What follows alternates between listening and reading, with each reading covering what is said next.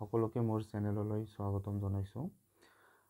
আজিৰ ভিডিঅ'ত আমি চাম অসম লোকসেৱা আয়োগৰ যোনটো কম্বাইন্ড কম্পিটিটিভ এক্সামিনেশ্যন পাতে ACS APS আৰু বিভিন্ন ধৰণৰ বিষয়ৰ নিযুক্তিৰ বাবে যোনটো পৰীক্ষা পাতে সেইটো পৰীক্ষাৰ সিলেবাসটো এক্সামটো কিমান মাৰ্কছৰ হয়, কি পেপাৰ্স থাকে আৰু তাৰে ডিটেইলছত আমি কি টপিকস কভাৰ কৰিব লাগিব আৰু আমাৰ লাগতিয়াল কিতাপখিনি কি হ'ব সেইখিনি আমি আজিৰ ভিডিঅ'টোত চাম।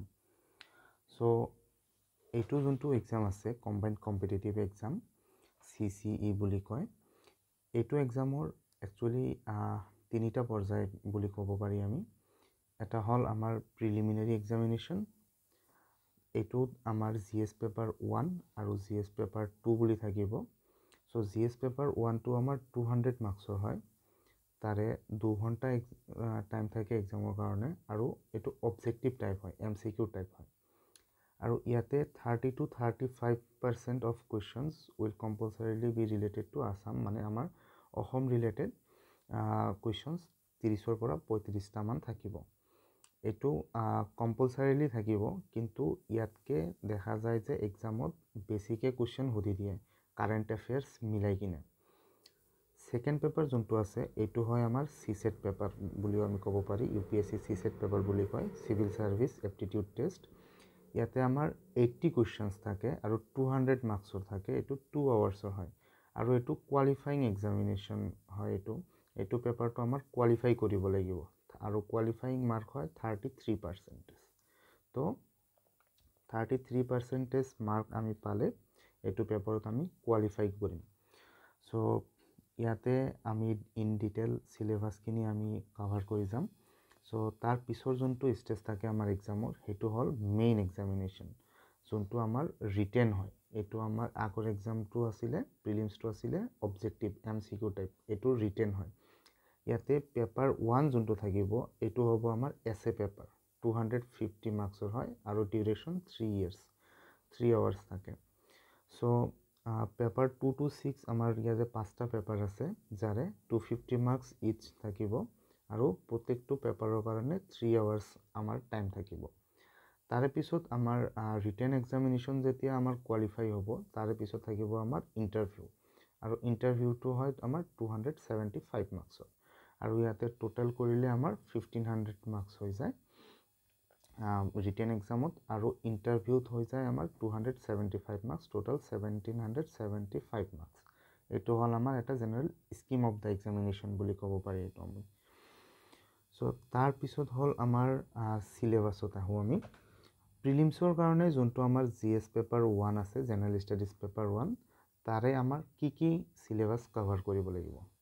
যেনেকুৱা আছিল আমাৰ current events of national and international importance, history of India and national movement, India and world geography, physical, social, economic geography of India and the world, Indian polity and governance in constitution, political system, panchayati raj, public policy, rights issues, etc.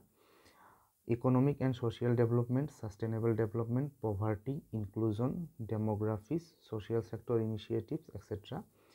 General issues on environment and ecology, biodiversity and climate change that do not require subject specialization. ইয়াতে আমাৰ মানে এনভাইৰনমেণ্টৰ ওপৰত specialise কৰি একো পঢ়িব নালাগে, general আমাৰ knowledge থাকিব লাগে। তাৰপিছত থাকে আমাৰ জেনেৰেল চায়েন্স আৰু একেটা কথা 30 to 35% কুৱেশ্যন আছাম ৰিলেটেড থাকিব, আমাৰ অসম ৰিলেটেড কুৱেশ্যন 30 to 35টা মিনিমাম থাকিব।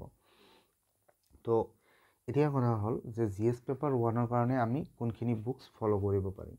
এতিয়া চাওক, পিছলৈ গৈ যেতিয়া আমি মেইনছৰ কাৰণে পঢ়িম, তাতে GS পেপাৰ 1ৰ পৰা GS পেপাৰ 5 লৈকে অলৰেডি আমি যোনখিনি পঢ়িম সেইখিনিয়ে আমাৰ প্ৰিলিমছত কাভাৰ আপ হৈ যাব। সো ইয়াতে বুকছ লিষ্টটো মই পিছত একেবাৰে কৈ আছোঁ পেপাৰ ৱাইজ, সেইমতে বুকছখিনি ফ'ল' কৰিলে হৈ গ'ল। তাৰপিছত আমাৰ নেক্সট পেপাৰ আহে যোনটো হয় আমাৰ CSET পেপাৰ।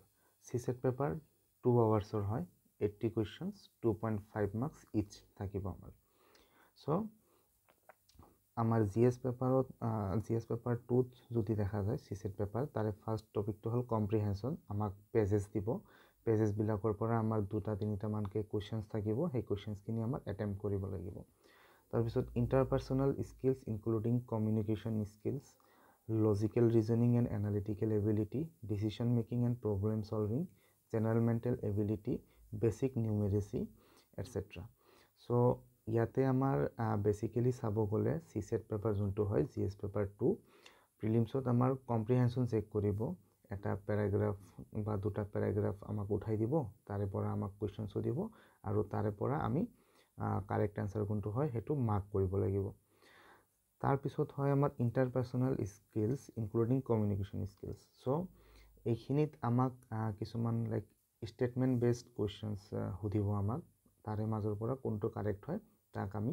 মাৰ্ক কৰিব লাগিব logical reasoning and analytical ability ইয়াতে মানে ৰিজনিং যোনটো হয় আমাৰ বেলেগ এক্সামবোৰত আমি যেনেকুৱাকৈ ৰিজনিঙৰ কুৱেশ্যনছবোৰ ছল্ভ কৰোঁ সেনেকুৱা ৰিজনিঙৰ কুৱেশ্যন থাকিব ডিচিশ্যন মেকিং এণ্ড প্ৰব্লেম ছলভিং দিব ইয়াতে আপোনাক সৰু 2-3 লাইনৰ এটা পেৰাগ্ৰাফ দিব এটা ছিচুৱেশ্যন বেছড কুৱেশ্যন দিব সেইটোৰ এটা কাৰেক্ট এনচাৰ আপুনি কি হয় সেইটো গেছ কৰি মানে কাৰেক্টলি আপুনি মাৰ্ক কৰিব লাগিব তাৰপিছত থাকে আমাৰ জেনাৰেল মেণ্টেল এবিলিটি যেনেকুৱা আমাৰ কিছুমান ফিগাৰ্ছ থাকে সেই ফিগাৰ্ছৰ অনুৰূপ ফিগাৰ্ছ কোনটো হ'ব বা অপজিট কোনটো হ'ব এই এনেকুৱা টাইপৰ মিৰৰ ইমেজ কি হ'ব এনটো হ'ল আপোনাৰ জেনাৰেল মেণ্টেল এবিলিটি আৰু বেচিক মেথামেটিক্স ইয়াতে অলপ থাকি যাব সেইখিনি আমাক APSCয়ে CSET পেপাৰত সুধি দিব তো এতিয়া আমাৰ ক্লিয়াৰ হ'ল প্ৰিলিমছ এক্সামৰ পৰ্চনখিনি এতিয়া আমি আগবাঢ়ো মেইনছ এক্সামৰ ফালে চ' মেইনছৰ যোনটো এক্সাম হয় তাৰে পেপাৰ 1 যোনটো আছিলে সেইটো আছিল আমাৰ এছে পেপাৰ 250 মাৰ্কছৰ চ' এছে পেপাৰৰ তেনেকুৱা একো ডিফাইণ্ড চিলেবাছ নাই তাৰে পৰা পাৰ্ট এ আৰু পাৰ্ট বি দুটা পাৰ্টত একেটা কুৱেশ্যন পেপাৰত দুটা পাৰ্টত আমাক এছেৰ কুৱেশ্যন সুধি দিয়ে APSCয়ে দেন আমি আহি যাওঁ পেপাৰ 2 যোনটো হ'ল আমাৰ জেনাৰেল ষ্টাডিজ পেপাৰ 1 যোনটো আমাৰ 250 মাৰ্কছৰ হয় ইয়াতে ইণ্ডিয়ান হিষ্ট্ৰী লাগিব heritage culture and society and geography of India and world so' ইয়াতে ডিটেইল চিলেবাছখিনি আপোনালোকে ইচ্ছা কৰিলে মই মোৰ হোৱাটছএপ গ্ৰুপত দি দিম আপোনালোকে ডাউনলোড কৰি লৈ ল'ব পাৰে ইয়াতে আমি পঢ়িব লাগিব স্পেচিয়েলি আমাৰ ভাৰতবৰ্ষৰ যোনটো ইতিহাস আছে এনচিয়েণ্টৰ পৰা ষ্টাৰ্ট কৰি মডাৰ্ণলৈকে সেইখিনি আমি পঢ়িব লাগিব হেৰিটেজৰ বিষয়ে আমি পঢ়িব লাগিব কালচাৰ আৰু ছ'চাইটিৰ বিষয়ে পঢ়িব লাগিব and geography of the world of the India and world আৰু আমাৰ ভাৰতবৰ্ষৰ জিঅ'গ্ৰাফি যোনটো হয় জিঅ'গ্ৰাফি আৰু ৱৰ্ল্ডৰ জিঅ'গ্ৰাফি আমাক ইয়াতে পঢ়িব লাগিব চ' ষ্টাডি মেটেৰিয়েলৰ কথা ক'ব গ'লে ইণ্ডিয়ান হিষ্ট্ৰীৰ কাৰণে NCERT মাষ্ট বি আমাক পঢ়িবই লাগিব ক্লাছ 11ৰ NCERT তাৰপিছত ইয়াতে আমি পঢ়িব লাগিব আৰ্ট এণ্ড কালচাৰৰ কাৰণেও NCERT আছে আৰ্ট এণ্ড কালচাৰৰ কাৰণেও NCERT পঢ়িব লাগিব NCERTটো বেছিক হয় ফাউণ্ডেশ্যন এইটো মাষ্ট NCERT মাষ্ট হয় হেৰিটেজৰ কাৰণে NCERT ছ'চাইটিৰ কাৰণেও ক্লাছ 11ৰ NCERT আছে সেইটো পঢ়িব লাগিব জিঅ'গ্ৰাফিৰ কাৰণে ক্লাছ 11ৰ দুখন NCERT আছে এই দুখন পঢ়িব লাগিব চ' জিঅ'গ্ৰাফিৰ কাৰণে একচুৱেলি ক্লাছ 6 to 12ৰ যোনটো NCERT হয় সেই NCERT কেইটা পঢ়িলে আমাৰ জিঅ'গ্ৰাফিৰ কাৰণে এনাফ হৈ যাব এণ্ড বাকী হিষ্ট্ৰীৰ কাৰণে যদি আপোনালোকৰ ফাৰ্ডাৰ ৰেফাৰেঞ্চ লাগে তেনেহ'লে আপোনালোকে স্পেক্ট্ৰামৰ চাব পাৰে স্পেক্ট্ৰাম মডাৰ্ণ ইণ্ডিয়ান হিষ্ট্ৰী যোনটো হয় স্পেক্ট্ৰাম মডাৰ্ণ ইণ্ডিয়ান স্পেক্ট্ৰামটো চাব পাৰে আৰ্ট এণ্ড কালচাৰৰ কাৰণে RS শৰ্মাৰ বুকখন আছে RS শৰ্মা চ' এইটো আৰ্ট এণ্ড কালচাৰৰ কাৰণে চাব পাৰে দেন আমাৰ জিঅ'গ্ৰাফি গ'লোঁ ৱৰ্ল্ড জিঅ'গ্ৰাফি আমাৰ ইয়াতে কাভাৰ আপ হৈ যাব চ' NCERTতে কাভাৰ আপ হৈ যাব চ' এইখিনি আছিল আমাৰ GS 1ৰ তাৰপিছত আমি আহোঁ GS 2 তো GS 2ত আছে আমাৰ governance constitution polity social justice and international relation so' গভাৰ্নেন্সৰ কাৰণে আমি পঢ়িব পাৰি গভাৰ্নেন্স কনষ্টিটিউশ্যন আৰু পলিটি এই তিনিটাৰ কাৰণে আমি পঢ়িব পাৰি NCERT ক্লাছ 11 যোনটো পলিটিৰ হয় সেই বুকখন তাৰে লগত M লক্ষ্মীকান্ত মাষ্ট চ' লক্ষ্মীকান্ত বুকখন আমি পঢ়িবই লাগিব থৰলি গোটেই তাৰপিছত আমি তাতে আমি গভাৰ্নেন্স অলপ পাম, অলপ গভাৰ্নেন্সৰ টপিক কমেই পাম, কিন্তু কনষ্টিটিউশ্যন আৰু পলিটি এই দুটাৰ কাৰণে আমি লক্ষ্মীকান্ত আৰু NCERT ক্লাছ 11ৰ যোনটো টেক্সট বুক হয় এই দুখন পঢ়িবই লাগিব। দেন আমাৰ গভাৰ্নেন্সৰ কাৰণে ইমান এটা মানে হেডেক লোৱাৰ দৰকাৰ নহ'ব। গভাৰ্নেন্সৰ কাৰণে কোচিং মেটেৰিয়েল যদি আপোনালোকে পায় সেইখিনি চাই ল'ব। মই ৰিচোৰ্চেছ দি দিম, সেই ৱেবছাইট দি দিম, ৱেবছাইটৰ পৰা আপোনালোকে ডাউনলোড কৰি চাই ল'ব পাৰে। PWOnlyIS মেটেৰিয়েল গভাৰ্নেন্সৰ কাৰণে চাব পাৰে, তাতে ভাল হয়। ছ'চিয়েল জাষ্টিছৰ কাৰণে PWOnlyIS মেটেৰিয়েল চাব পাৰে। তাৰপিছত ইণ্টাৰনেশ্যনেল ৰিলেশ্যনৰ কাৰণে ভিজন IAS মেটেৰিয়েল চাব পাৰে। আৰু ইণ্টাৰনেশ্যনেল ৰিলেশ্যনটো ইয়াৰে পৰা কুৱেশ্যনখিনি ষ্টেটিক নাহে, ইয়াৰে পৰা কুৱেশ্যনটো ডাইনেমিক হয়, চ' চেঞ্জিং হয়। চ' ইয়াতে আপোনালোকে মেইনলি কাৰেণ্ট এফেয়াৰ্ছৰ ওপৰত মানে ডিপেণ্ডেবল হ'ব লাগিব। আৰু ছ'চিয়েল জাষ্টিছৰ কাৰণে আমি ইয়াতো আমাৰ কাৰেণ্ট এফেয়াৰ্ছ হৈ যাব, ইয়াতে আমাৰ গভমেণ্টৰ স্কিমছ পলিচিছ এইবোৰ আমি পঢ়িব লাগিব। চ' আমাৰ current affairs and both NCERT and other reference books আমাৰ মেণ্ডেটৰী হয় GS পেপাৰ 2ৰ কাৰণেও। চ' তাৰপিছত যদি আমি চাওঁ তেতিয়া আহি যায় আমাৰ GS পেপাৰ 3। ইয়াতে আমাৰ technology, economic development, biodiversity, environment, security and disaster management. So' ইয়াতে টেকন'লজি, ছায়েন্স এণ্ড টেকৰ কথা কৈছে। একচুৱেলি ছায়েন্স এণ্ড টেকৰ কাৰণে কাৰেণ্ট বেছড কুৱেশ্যন সুধি দিয়ে, কিবা চাইণ্টিফিক যোনবিলাক নিউ ডেভেলপমেণ্টছ হয়, যোনবিলাক ইন'ভেশ্যনছ হয় সেইবোৰৰ ওপৰত কুৱেশ্যন সুধি দিয়ে। চ' ইয়াৰে পৰা আমাৰ কাৰেণ্ট এফেয়াৰ্ছ বেছড এপ্ৰ'চ হ'ব লাগে। ইকনমিক ডেভেলপমেণ্টৰ কাৰণে আমি NCERT যাব পাৰি। NCERTৰ ক্লাছ 11ৰ যোনখন হয় সেইখন NCERTখন পঢ়িলে হৈ যাব। লগতে আৰু এখন ৰেফাৰেঞ্চ ল'ব পাৰে, নিতিন সিংঘানিয়াৰ ইণ্ডিয়ান ইকনমি বুলি আছে, নিতিন সিংঘানিয়াৰ ইণ্ডিয়ান ইকনমি ল'ব পাৰে। এইটো কিতাপটো বহুত বাল্কি হয়, কিন্তু চিলেক্টিভলি আপোনালোকে পঢ়িব পাৰে, তাতে সুন্দৰকৈ বস্তুখিনি উপস্থাপন কৰা আছে। বায়'ডাইভাৰ্চিটি এণ্ড এনভাইৰনমেণ্ট এই দুটাৰ কাৰণে আপোনালোকে NCERT যোনটো আছে বায়'লজি ক্লাছ 12ৰ NCERT বায়'লজি, তাৰে লাষ্টৰ কেইখন চেপ্টাৰ আছে বায়'ডাইভাৰ্চিটি, এনভাইৰনমেণ্ট, ইক'লজি এইবোৰৰ ওপৰত, সেইখিনি চাব। লগতে ইয়াতে ষ্টেটিক পৰ্চনৰ কাৰণে শংকৰ IAS বুলি আছে, শংকৰ IASৰ ষ্টাডি মেটেৰিয়েল চাব পাৰে। তাৰে মই সেই লিংক দি দিম ৰিচোৰ্চৰ, ক'ৰ পৰা আপোনালোকে ডাউনলোড কৰি ল'ব পাৰে, ফ্ৰীতে ডাউনলোড কৰিব পাৰিব, সেইখিনি লিংক মই দি দিম। তাৰপিছত বাকী এনভাইৰনমেণ্টেল লেজিছলেশ্যন যোনবোৰ আছে সেইবোৰৰ কাৰণে নিউজ পেপাৰ্ছ, কাৰেণ্ট এফেয়াৰ্ছ এইবোৰ ইম্পৰ্টেণ্ট হয়। এণ্ড নেশ্যনেল পাৰ্কছবোৰ আছে, কোনটো নেশ্যনেল পাৰ্কছ ক'ত আছে, এইখিনি লোকেশ্যনছবোৰ সুধি দিয়ে, সেইখিনি আপোনালোকে চাব লাগিব। ছিকিউৰিটি এণ্ড ডিজাষ্টাৰ মেনেজমেণ্টৰ কাৰণে জেনেৰেলি কাৰেণ্ট এফেয়াৰ্ছৰ ওপৰতে আমি ৰিলাই কৰিব লাগে, এণ্ড ডিফাৰেণ্ট এক্টছ যোনবোৰ আছে, চ' এক্টছবোৰৰ ওপৰত আমি ৰিলাই কৰিব লাগে।